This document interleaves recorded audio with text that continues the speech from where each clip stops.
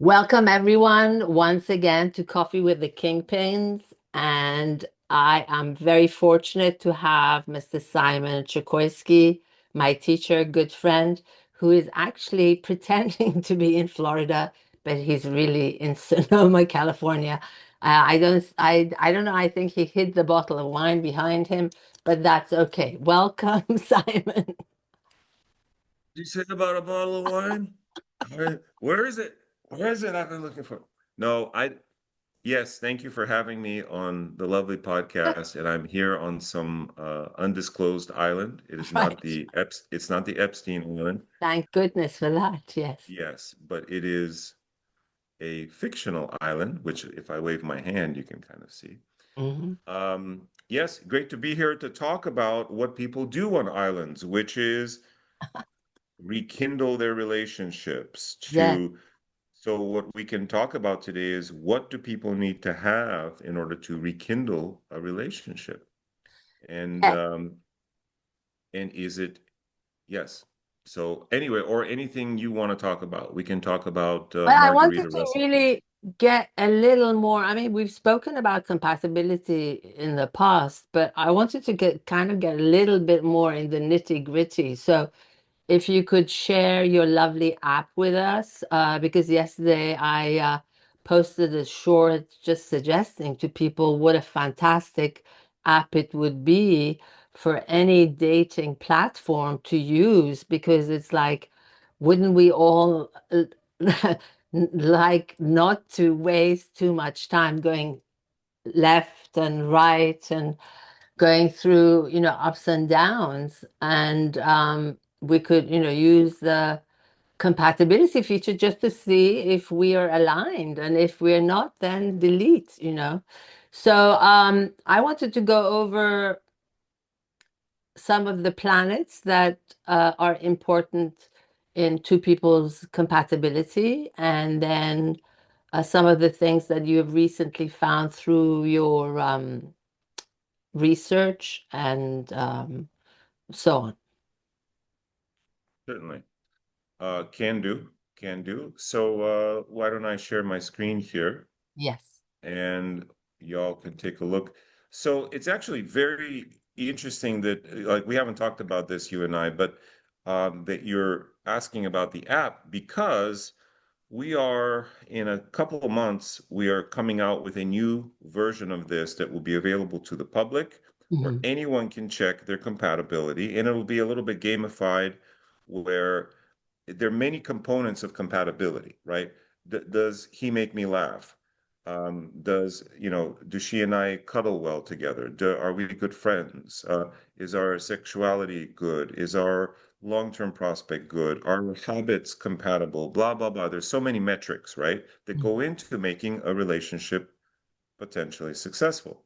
Hmm. So, all right, so let me pull that up and share my screen with you. So anyway, we're coming out with a free version of this for the public where you could pull it up with anyone and enjoy the fruits of this. But what I'm going to show you now is the professional version, but you have to give me permission to share my screen. Sure. Let me Okay. put my glasses on as I'm slightly allow. There you go. And I'm going to tell my little piano player friend here to stop playing his piano. Okay, good. We'll do that. All right, so this is Pro Dilaanu. So you can go to Dilaanu.com, and we'll be actually changing the name to Dilaanu, but we'll talk about that later. With two With A's. two A's. Mhm. So this is the home page, and you can play this little video that tells you all about it and what this app is about. This is for professionals who want to help other people find love or those people who are already in a relationship to determine what kind of relationship is it? Is it best for work? Is it best for love? Is it short term? Is it both short term and long term? Is there passion for both? What kind of relationship you have, right? And so we can actually tell a lot about that with the professional app. When you go in and log in, it'll look something like this, and you will get a female and a male Now, this works, by the way, both for same-sex couples as well. And what you need to determine is the archetypes, who has more of the archetypally feminine energy or the receptive energy, and who has more of the outgoing energy in the relationship. And if it's both, or if it's both of you sometimes, then it doesn't matter who you put first. But in a heterosexual relationship, you put the female here and the male there. Um, I have to so, share something, having had this professional site for a long time. I've kind of played around with it, and if I put the male in the female's position, the scores slightly change. well, they do, yeah, because see, Vedic astrology is crazy. Vedic astrology is wonderful because it bases the relationship on the woman's chart. The woman is the center. And so if the man's moon, for example, is a certain amount of houses away from the females, that's how it's counted, then it's either good or bad. For example, if the man's moon is 6 houses away, Okay. it's not great. If it's 7 houses away, it's great. If it's 11 houses, it's great. If it's 2 houses, it's not, right? So there's different metrics. Um, but if you flip that, then if you measure from the man, it'll be flipped. So the system works best when it's measured from the woman's moon, from the woman's perspective. And as a man, I can attest to that, that happy wife, happy life. Now, I wanted to bring something up which might actually help viewers kind of become more um, aware. Who was it? There were two celebrities that we did their charts together. They were married, and then we were going through it, and I think you predicted that in 6 months or something they were going to separate. Who's the football player whose Definitely. wife was a model? Yeah. J Lo and Ben Affleck have terrible compatibility. Not terrible. Like, you know what? Let's pull them up. Is that okay with you? Yeah, I sure. had another couple up here, but we could pull up Did Bennifer. they get back together again? They're probably gonna. No, they're split. They're split again, as predicted. Oh. I, yeah. Um, Let me pull her up The really one that we quick. were talking about, though, the reason I'm bringing that up was at the time that we looked at their chart, they were together. He's a football player, she's a model, they Tom have two Brady, kids. yeah. Yeah, yeah, Yeah, they're and they split because he retired from football, and what the chart showed was that um yeah. He they needed to do work. they need to be have time apart, significant time apart, and his job actually allowed that. And when I saw that he was retiring, I predicted that they would not last long because they would just be in each other's company, and that would be probably too much. Too much for people, two beautiful people who have choices, right? He's a celebrity, she's a celebrity. Even though they have kids and they have a marriage, they have extra pressures. If it's an ordinary couple, they might just, you know, rough through it. But yeah, so I thought they would make it for that reason. All right, so let me pull this up here. So here's Jennifer Lopez and Ben Affleck. This is their compatibility. And as you can see, it's low. And you can see this score, which is called the modern method score, is absolutely disastrous, which means they're completely different people. Now, they're completely different people with a very high karmic glue. Yeah. And this is the perfect recipe for one of these fatal attractions. Like you're irresistibly drawn together, but you have nothing in common. Now, you don't have to have things in common to make a relationship work, but this score called the modern methods, or if we scroll down here, the total relationship score also reflects it. It shows, can we relate emotionally, our habits in line, and we can open up the modern methods here and look, but on the core level, their personalities are fairly different. They have they're massively critical of, look at the Saturn influence, double Saturn Venus, double Saturn Moon, Saturn Sun. They will be constantly criticizing each other or allowing the world's criticism to get to them. And I And they think have that was one of absolutely no Jupiter at all. zero Jupiter, zero mitigating factor. So all the criticism, all the doubt. And by the way, criticism often comes because I'm insecure, and so I end up criticizing my partner about something that I'm insecure about, right? And then she or he does the same to me, and it's just this vicious circle. Yeah, so they have very little going on here, except for this thing called karmic glue, Mm. which is you can see in the very high range. So they are powerfully attracted, and once they're together, it's almost like they don't know what to do with themselves. And so this is an easy prediction. So if these folks come to you, you can tell them, look, enjoy the sex, enjoy the short term, and but don't, count on it being anything more than what it is. Wasn't their sizzle factor, their sex also not good? So that's the thing. So their sizzle, which shows long-term sort of uh we'll put sizzle to the side for a moment. They have tremendously Yeah. strong yoni, Yeah. right? So they have very high yoni score, which is the deeper level of sexual satisfaction. They have low sizzle but high yoni. Okay, what does that mean? These are just words. Um, our statistical researcher that we gave a bunch of charts to figured out empirically without us telling him anything that having high sexual satisfaction as measured by yoni correlated with long-term stable relationships. And this couple actually has it.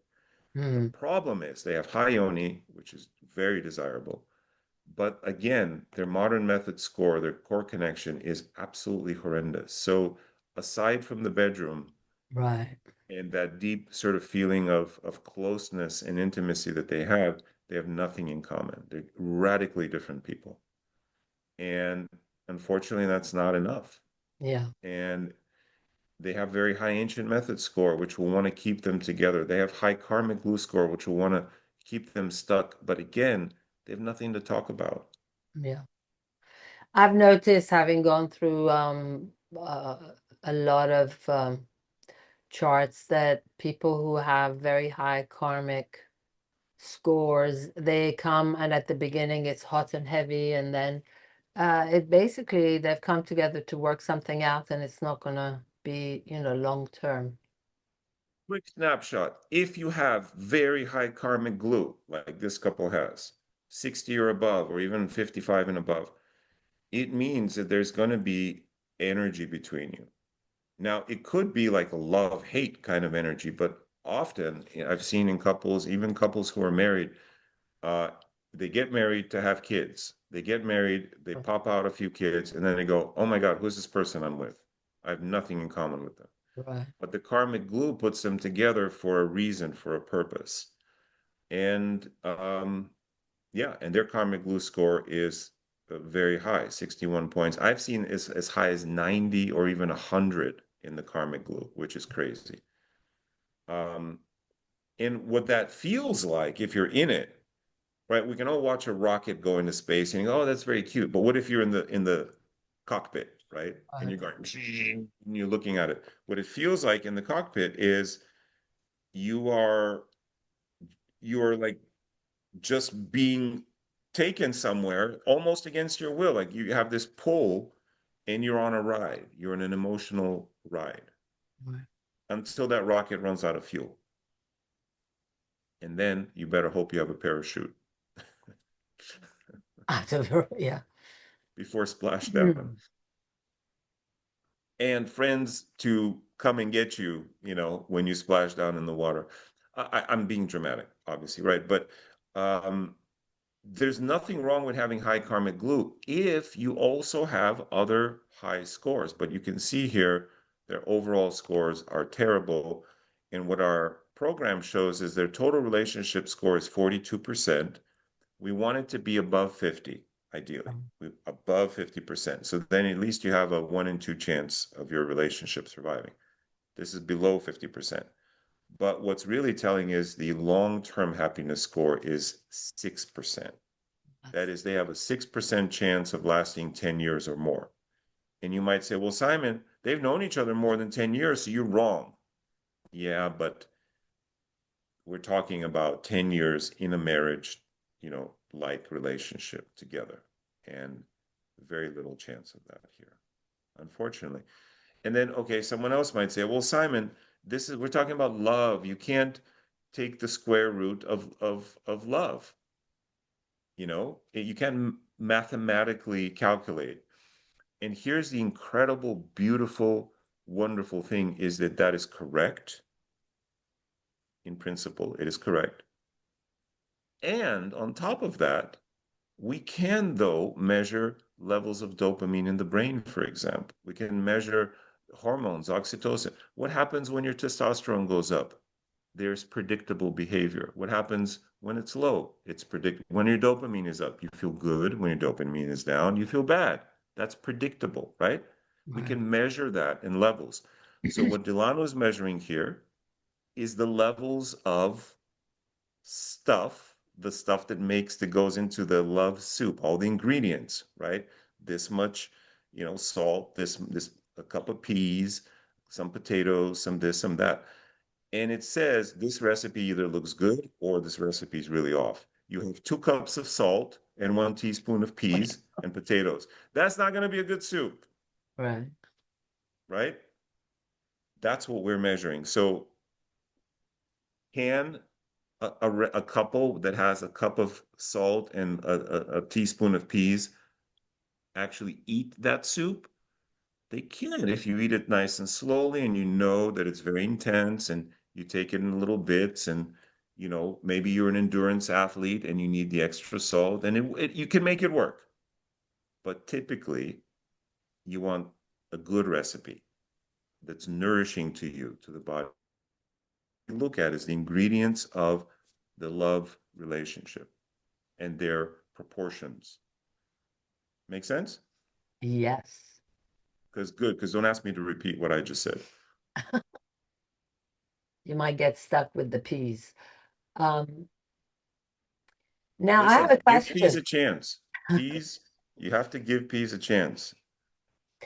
So I don't know if you've done this for yourself because I have. I've gone through, I've had a few relationships in my life, and I've gone through and looked at them because once you've gone through it and you have a better understanding of what it was. And then looking at the score, it's really amazing, like especially looking at the yonis, you know, how it basically transpired. And I see it as very, very correct. Yeah, I agree. And so let's explain to people what is the yoni. What yoni means, um, well, it means a female sexual organ in general. Yoni also means the womb or the root of something. The essence of something. And so yoni in this case, in this context, measures the sexual compatibility of a couple and the amount of satisfaction they derive from it. And they do it in a symbolic way by describing 2 animals. And certain animals are compatible, certain animals are not. So a mongoose and a snake, not compatible, right? But a snake with another snake, compatible. A Mm. mongoose with another mongoose, compatible. That's the basic theory. Now, what if there are 2 different animals like a lion and a tiger? Well, they're both cats, so there's affinity there. And while they're not enemies, they're also not perfectly compatible, but they're adjacent. Um, and so forth. And some of them don't make sense, like the horse and the buffalo are incompatible, and so forth. Or but some of them do, a dog and a cat, or a rat and a snake, and so forth. So that's the symbolism. The score that's derived from that is also based on an additional factor, which is the male in the relationship in a male yoni, is the female in a female. There's an additional calculus that goes into it. So it's not quite as simple as it appears, but it's pretty straightforward. And arrives at a score. The top score is about 4.5.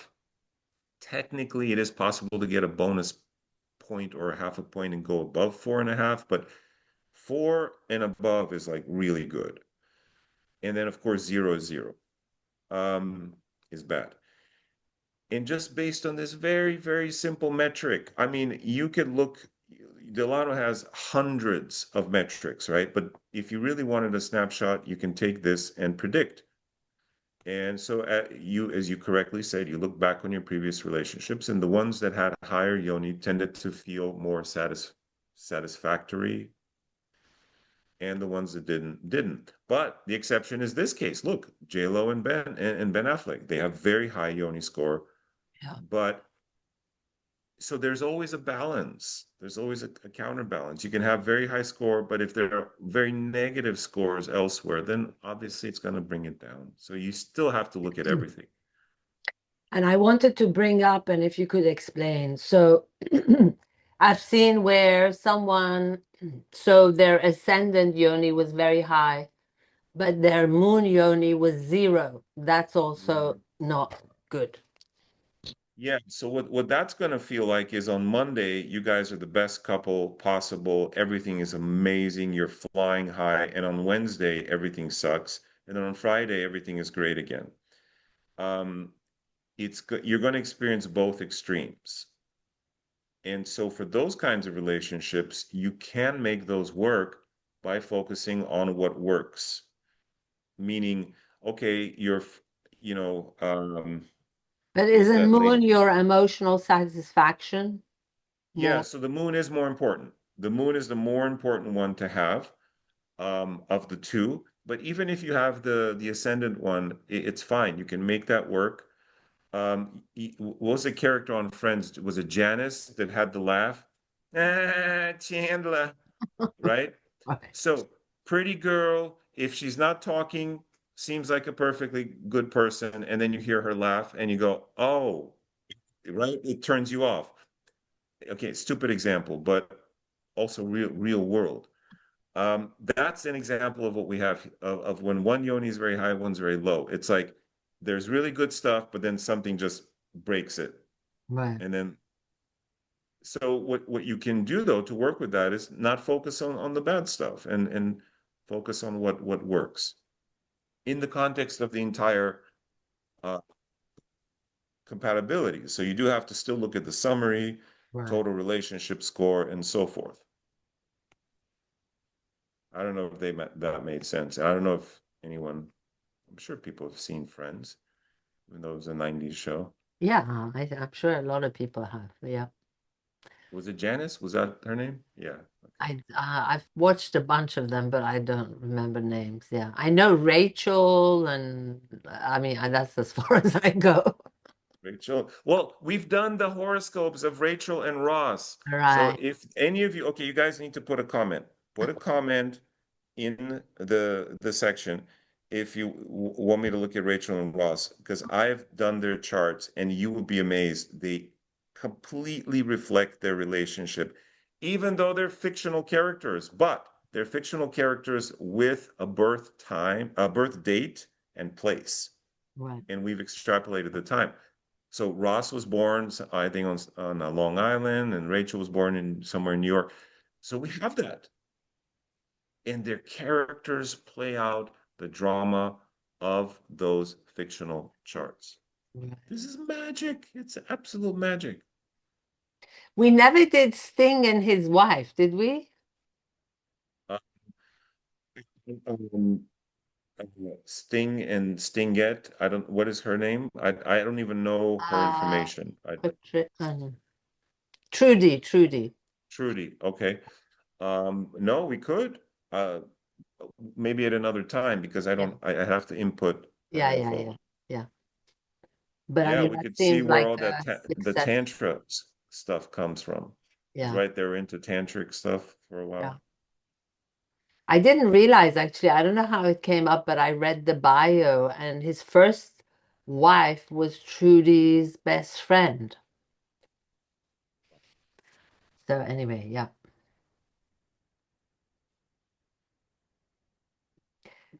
So what other, Squares are stable. what was that? Triangles, squares are stable Right. in Vastu. Triangles are fissile. You know this word, fissile? Yeah. Fissile means they fissile like it emits heat and friction and it's constantly like a missile, right? A missile is fissile. And it looks like a missile. By the way, there's some theories about the pyramids. Well, okay.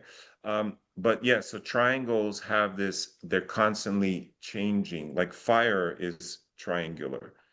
The Gothic cathedrals of old were triangular, Right. and they represent man's aspiration to God. But what was the life on earth back then? Everyone was dying of the plague. It was a horrible condition, high aspiration, massive disparity. Whereas the square, very stable, maybe not exciting. Maybe you make it a little bit of a rectangle, a little more exciting.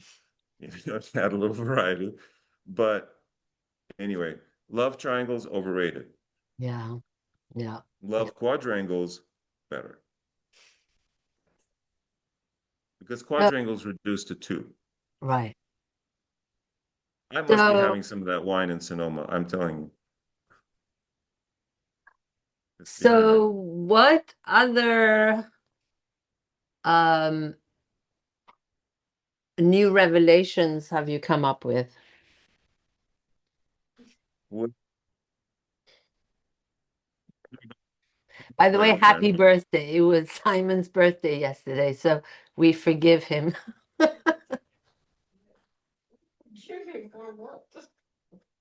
So we're talking about my piano player friend.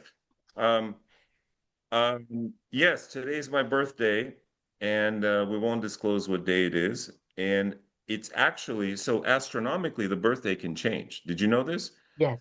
So you might be born on April 1st, so April Fools, but your astronomically, the sun may take may may not get to where it was when you were born until April 2nd sometime. So there's a usually 24-hour or even up to 36-hour play. Right. I,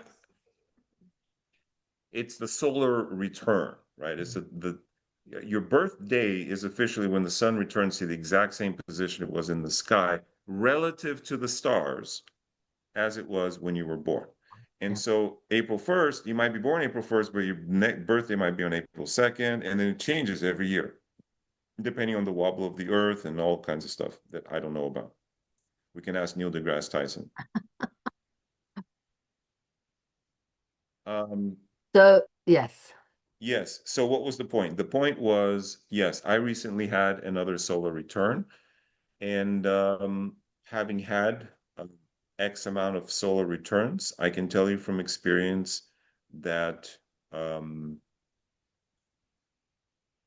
I was talking about squares earlier, that having stable friendships and support of good people in your life becomes more and more important.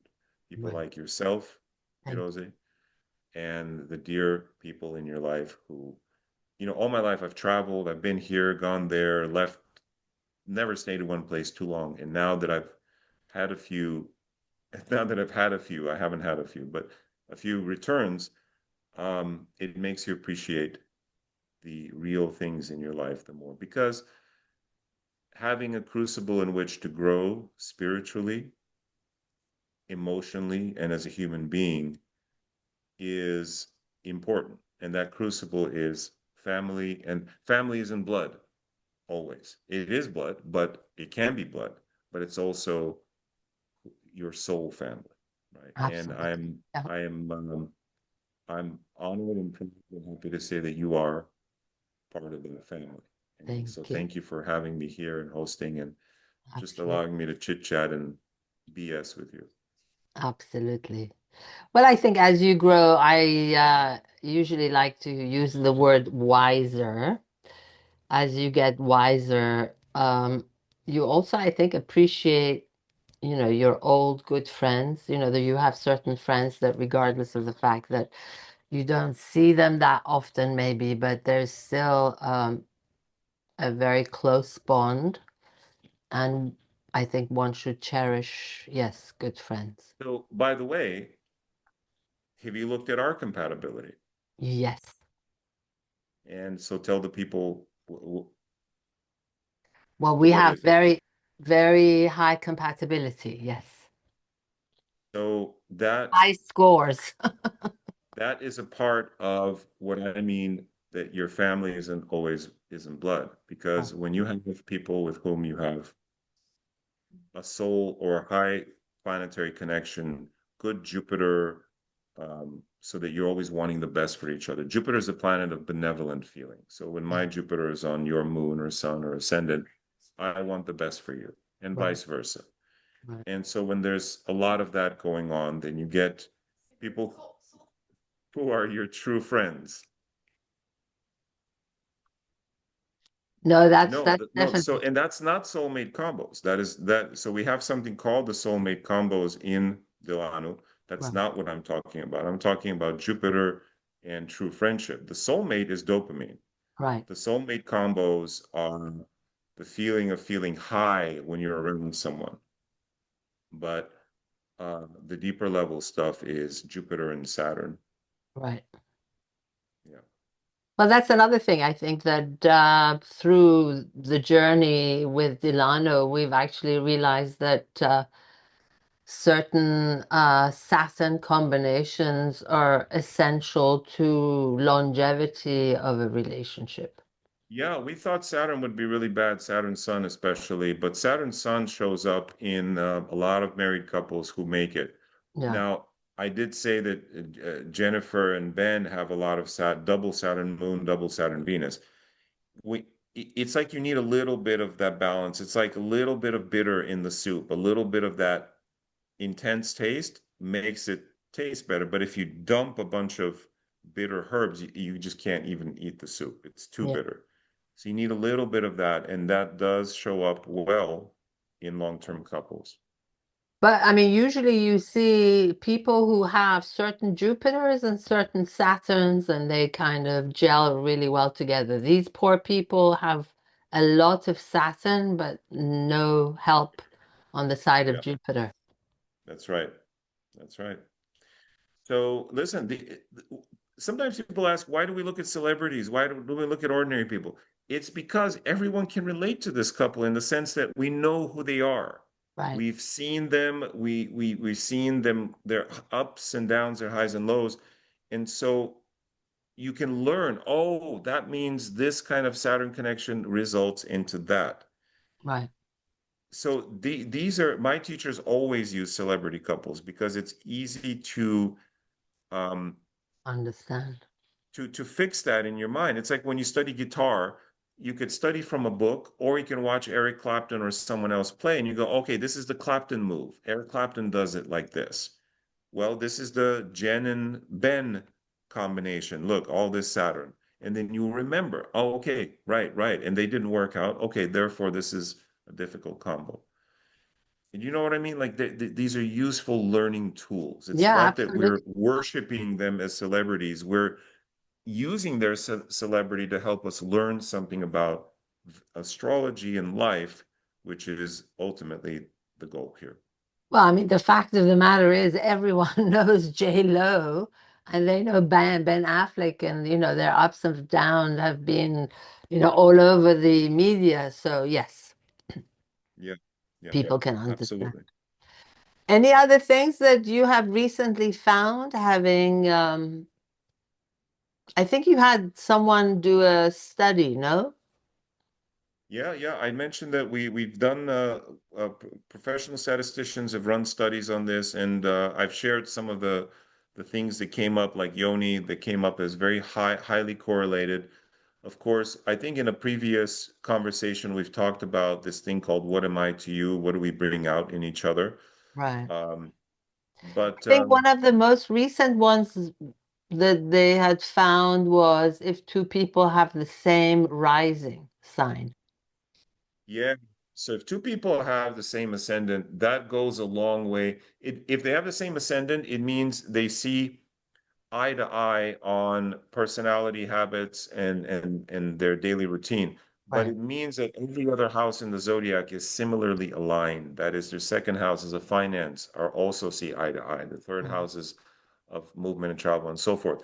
So having the same ascendant is again one of those very important ingredients. By itself, it's not enough, right? You can't Absolutely just not. have potatoes and call it soup, Yes. but potatoes can be a big part of the soup. Yeah. Well, they did They- in the famine times, but yes. Yes. Yeah, I've heard some. What do you think about this? I just heard yesterday someone pontificate that potatoes are the most nutritious food there is. What do you think of that? I Well, think they're I doesn't really starchy. No, doesn't hold that much water for me. no. Uh, I guess no pun intended, Yeah. because yes, why do people in anyway, whatever, let's not go there.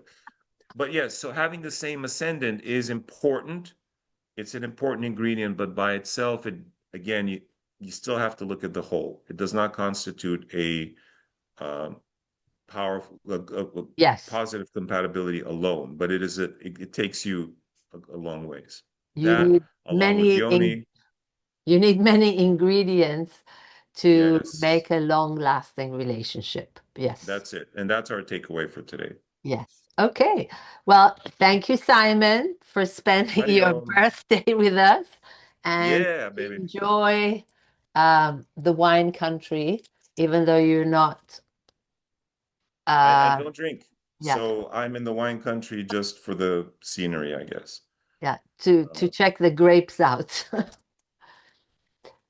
Thank you. And I would like to thank all the viewers. Thank you for being with us. And if you enjoy these interviews, please make a comment, make a suggestion. If you have any questions for me or for Simon, please share it with us. Thanks again. And we will see you very soon. And you can watch us on YouTube and on Rumble and Shorts on Instagram. Thank you. And thank you, Simon. see you next time. Bye.